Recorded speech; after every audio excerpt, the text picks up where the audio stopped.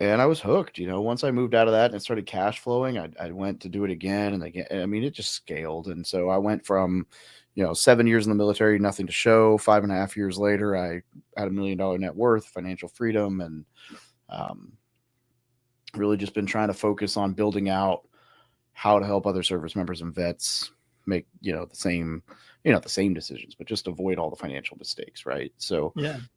the thing I've learned about military finance, right, is like the resources are there, but it doesn't mean that people are going to dig into them, and it doesn't mean that they're going to make the right decisions. I mean, I made arguably one of the best and worst decisions ever. I invested in the TSP. I made, Mhm. 10% on average over that 7 years. And then I messed it up because I didn't understand the funds. I left it in the G fund, which is where it Oh, used yeah. to default. Yeah. And I always tell people that as my example of like what I'm doing. I'm like, dude, if one person had sat Mhm. me down and said, let me see how your TSP is set up. Hey, Yeah. why don't you try putting this money there? I would have had easily 3 times what I have Mhm. in now in it.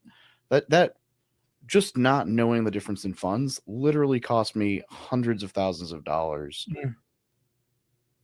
because I did all the right moves and didn't Right. know the difference in funds.